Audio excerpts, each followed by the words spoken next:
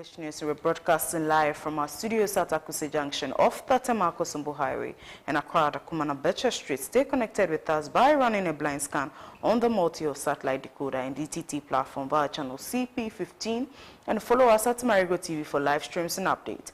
Highlights this hour: India and Ghana have elevated their bilateral relationships to a comprehensive partnership aiming to double bilateral trade within 5 years. Knows no bounds, and with your permission, the NPP has expressed dissatisfaction with the EC's decision to rerun the Ablekuma North's elections.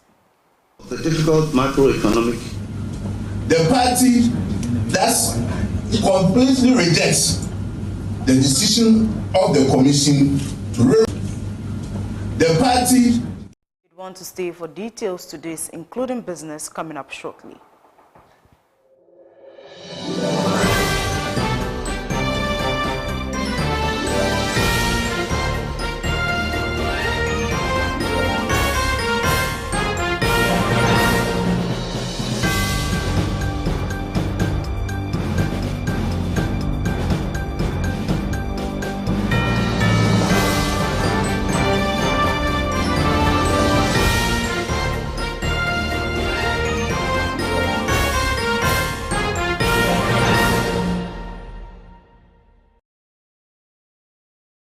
Thanks for staying with us. This is Marego English News at 6 and I am Sena Alormene. First, President John Dramani Mahama administered the oath of office to 7 new Supreme Court justices sworn in today, July 3rd, 2025, at the Jubilee House in Accra.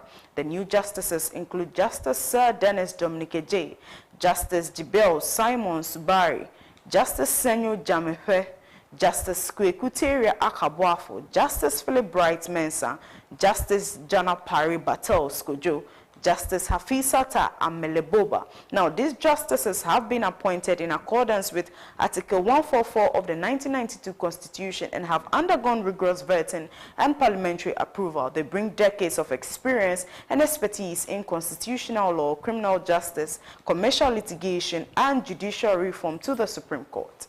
Family and friends, fellow Ghanaian citizens, ladies and gentlemen. This afternoon we gather in a solemn ceremony and with constitutional fidelity to witness the swearing in of new justices of the Supreme Court of the Republic of Ghana. On behalf of the government and the good people of Ghana, it's my singular honor to congratulate you, our newly appointed justices, on your elevation to the highest court of the land. Yours is a rare and distinguished calling. It is a high constitutional trust. It is a moment that affirms your merit and experience, as well as the hopes and expectations of a nation striving to reset, renew, and rebuild. All of you come onto the Supreme Court with vast experience and a solid knowledge of the law and are deserving of this high office. The Supreme Court of Ghana stands as the final custodian of our laws, the guardian of our democracy and the protector of the rights and liberties of all our citizens. It is to this court that people turn when their freedoms are threatened, when justice seems distant, or when the complexities of modern governance tests the Constitution. As justices of this noble institution, you are called not merely to interpret the law, but to embody its highest ideals, which are fairness, impartiality, integrity, and courage. You are expected to serve not as arbiters of technicalities, but as stewards of justice and conscience. Yours is not only a legal role, but a moral responsibility to safeguard our Constitution's spirit and interpret it in ways that advance the common good and protect the most vulnerable in our society. Fellow citizens, we live in an era of profound national reflection. Ghanaians are looking not only to the executive for leadership, but also to the judiciary for assurance that the laws of this land still work for all of us, that there is fairness and equality before the law, and that justice is not denied by undue delay. In recent years, our judiciary, like many of our democratic institutions, have come under public scrutiny. The erosion of public trust in our state institutions reflects a crisis of confidence that must be addressed with truth and urgency. However, this moment also presents us with an opportunity, a chance to begin again, to reaffirm the judiciary's independence, to rebuild its reputation, and to restore the people's faith in the rule of law. Ladies and gentlemen, this is the essence of the Ghana Reset Agenda, a national renewal grounded in justice, equity, transparency, and institutional reform. A reformed and revitalized Ghana must rest on the firm foundation of a credible, independent, and efficient justice system. In our Ghana We Want vision, the judiciary is not a passive bystander in nation building. It is an active guarantor of rights, an enabler of development, and a check on the excesses of power. The judiciary must not only speak the language of the law, it must understand the heartbeat of the nation.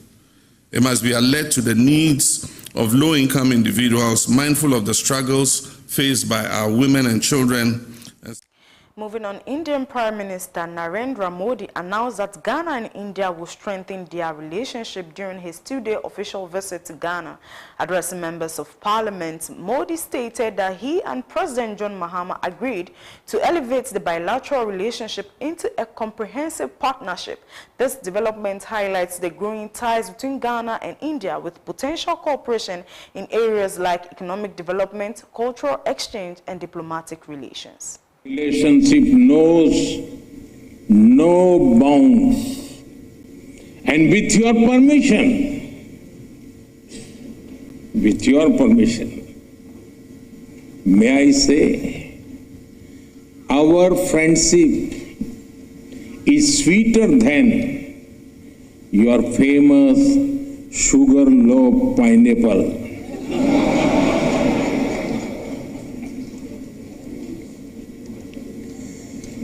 With President Mahama, we have decided to elevate our ties to a comprehensive partnership.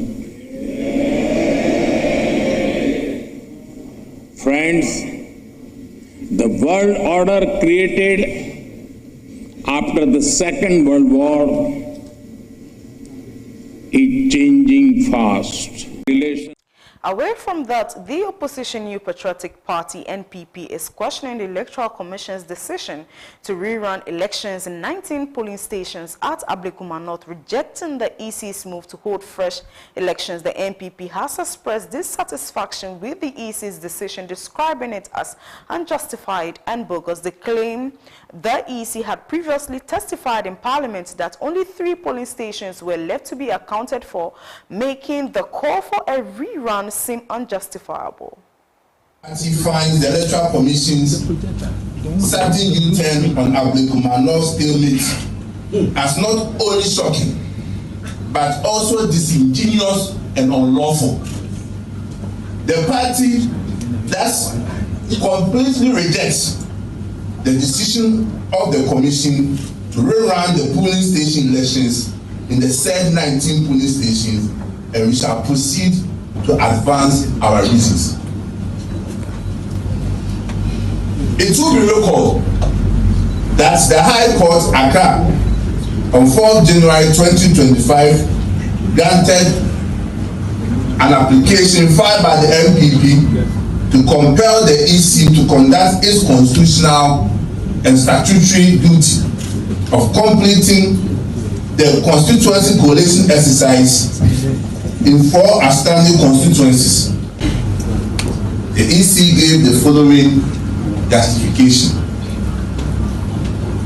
I quote, "The Commission arrived at the decision to rerun the election in the underlisted polling stations because the 19 scanned polling station results used for the collation, though approved by agents of both political parties, were not verified by the presiding officers responsible for those polling stations." Unquote.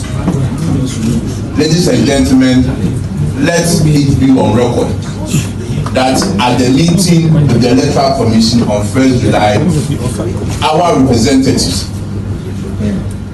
the persons of Evans Nimakun, our Director of Research and Elections, and Ebenezer Nati, Honorable Ebenezer Nati, former Member of Parliament for Ablekuma Central, representing our party, vehemently oppose the position of the Electoral Commission. So it cannot be that after extensive discussion, the EC painting the picture as if. Still on the Ablekuma election and the minority leader is criticizing the Electoral Commission's leadership, suggesting they've succumbed to pressure and prioritized their positions over the country's democratic well-being. Sitting in for his boss told us that all they need is security to enable them finish the 3 polling stations.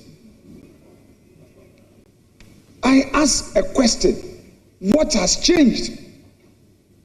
Mr. Speaker, we should be careful as a democracy how we are managing this democracy. Mr. Speaker, today we have a member in this chamber from Domiko Abenya, because when it was left with some few polling stations, EC relied on tally cards. Aden, Michael Kwe Jr. on the Onyenipa, Onya Ganini. Michael Kwe Jr. protested, but he did not protest with violence. He did not carry his constituents to the EC Collation Center. He expressed his disagreement in a civil way. Today, we have our colleague Akurugu in with us because EC used tally cards to process. And when it is clear that the EC was on course to complete this process, we are being told today that there's going to be rerun of some constituencies. It is unfair, it is unjust. Is it the case, and I don't want to believe that that is the case, that the recent public comment by some senior politicians is what is compelling EC perhaps to secure their job? They want to succumb to the whims and caprices of certain extremists or certain hardliners. It is not fair. Maybe today this thing it is helping some other people. Tomorrow it may be their turn. To program the EC, we just received Prime Minister Modi talking about our strides in democracy. Let us not wish them away. In the sub-region, many countries wish they were Ghana. They are not Ghana because they took the institutions for granted. And today, they are paying dearly for it. Let's not say to ourselves, had I known, EC must come here and brief us why, in spite of their being unequivocal, they have now changed course. We must not allow this. So, Mr. Speaker, I expect that on issue 1, next week, the EC will be programmed to come and brief the House. We see some people are with all smiles. They are not questioning the 19 because it suits them. We see them, smiles all over. Meanwhile, Mahama Ayariga, the majority leader, explained the reasons behind the rerun election in Ablekuma North and urged stakeholders to avoid politicizing the issue. He emphasized the need for a peaceful and transparent process to resolve the electoral dispute.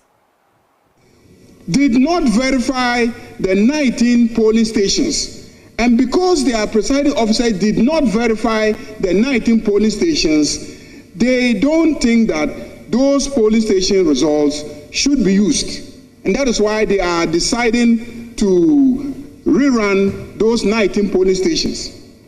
You made reference to the presentations made by the EC in this House.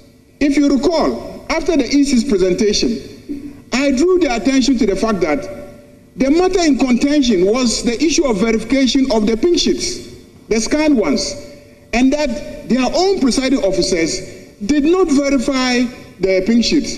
And that day he was called on this House to help them to have security to collect the results. And I said that for this House to help you, this House has to verify that what you are telling us is true.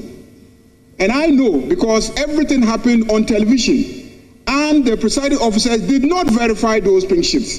So if you want us to help you, we will conduct an inquiry in this House.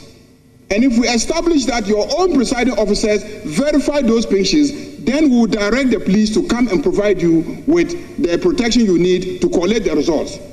This is what has made them to go back, think over it, and now decide that they have to come clean on the fact that their own presiding officers did not verify the scanned pink sheets. And if the scanned pink sheets were not verified by their own presiding officers, on what basis should that be used? That is why they are calling for a rerun of those 19 polling stations. I don't know why you are afraid. Why are you afraid? Why are you afraid? Why are you afraid? So please, let us not try to politicize this and say that because recently the national chairman of one political party made a statement, the EC is intimidated. No, it's just fair and reasonable that if their own officer did not... Away from that, the trial of Kwabna Eduboahin, former director of the National Signals Bureau, and 3 others commenced on July 18. They are accused of misappropriating 49 million Ghana cedis and mark for cybersecurity defense software. The court dismissed their request for a national security account since 1992. The court ruled that the 4 accused persons can apply for a ruling on Monday, July 7. Now, Eduboahin and the others have pleaded not guilty to the combined 11 count. Here is the legal representative, Samuel Atachia. The judge said he was going to adjourn the case to the 21st of this month so that will give us a reasoned decision. The Attorney General stampeded the judge and they brought it today. The judge could not give us a comprehensive decision so we can fetch our copies and internalize it. The judge actually said the comprehensive decision will be ready Monday. And now we are being stampeded into saying that then we will do the trial in a week's time, when it is very apparent on the record that documents have been taken out from the witness statements. Some of the bank statements, they've cleverly removed some. All the things that should help the accused persons is to have a full trial so that they'll be given good time to prepare their case. I with them. And the judge is saying that the Attorney General should not give the documents to us. So that then how do we go along with the trial when all the exculpatory evidence will say they should bring. To our last story, Patricia Isiedo, also known as Nana Agrada, founder of Heavenway Church, has been convicted of charlatanic advertisement and defrauding by false pretenses. She was found guilty on falsely claiming to possess supernatural powers to double money, which led to several individuals to part with substantial sums of money. The court ordered a pregnancy test before sentencing, considering the potential impact on any unborn child. Now, Nana Agrada was convicted on July 3, 2025 for deceiving the public with claims of doubling money through spiritual means and was sentenced to 15 years in prison after the pregnancy test confirmed she was not pregnant. The charges stemmed from a viral video in 2022 where she promised to double money for individuals attending an all-night church service at her church premises. It's time for business now with Freda Ador.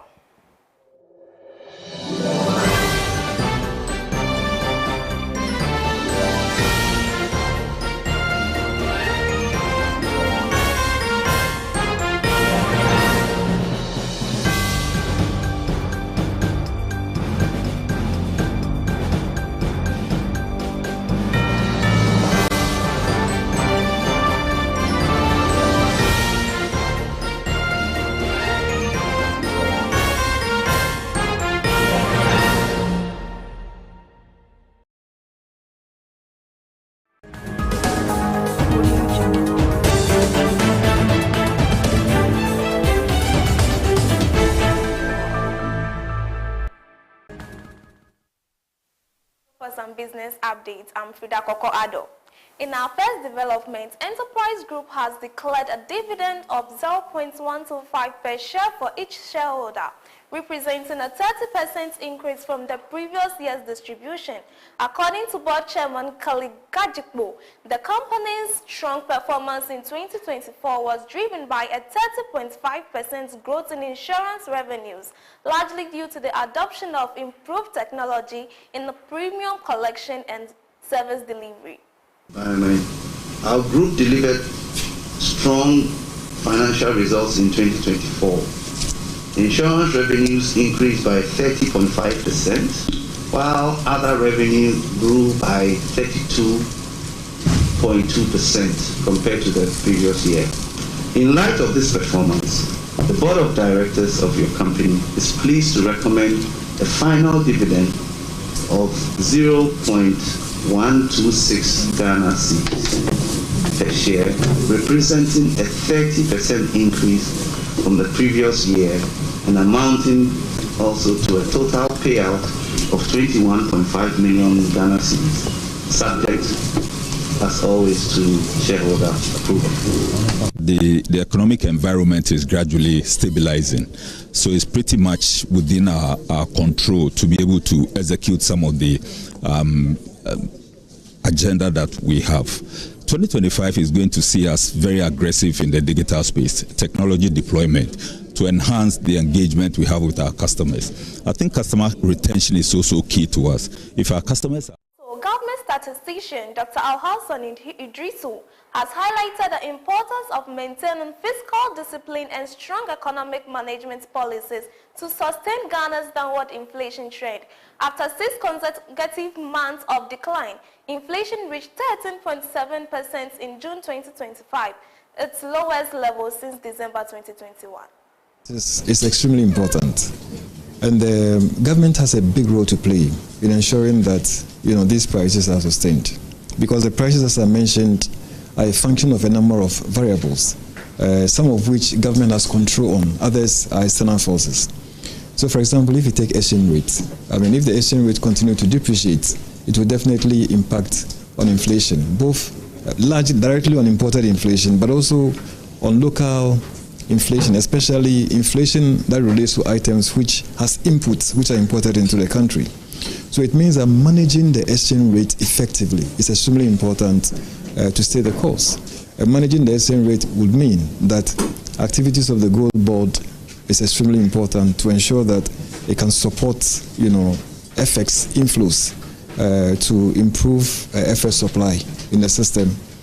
Number 2, fiscal consolidation is also very important, and that's within the ambit of the Ministry of Finance to ensure that they actually stay in the course with regards to the implementation of the IMF supported program, and also ensure that the fiscal consolidation agenda that it is pursuing is also on course. So that's also important to be done.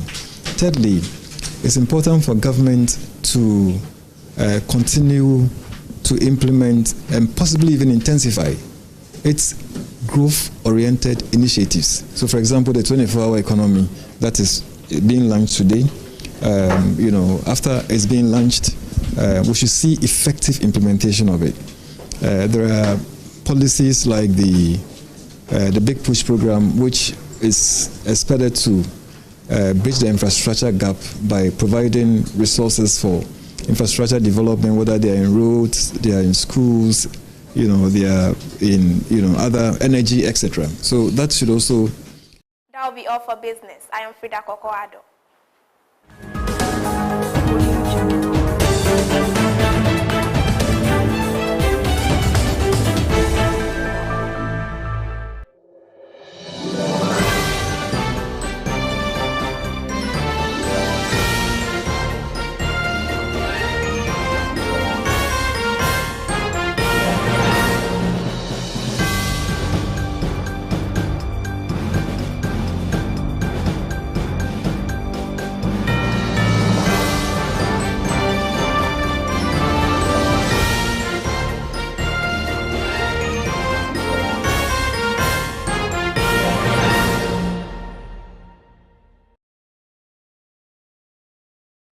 Many thanks to Freda, Korkor, Ador for the latest in business. And that wraps up today's edition of Marego News at 6. Do well to follow us on all social media platforms at Marego TV.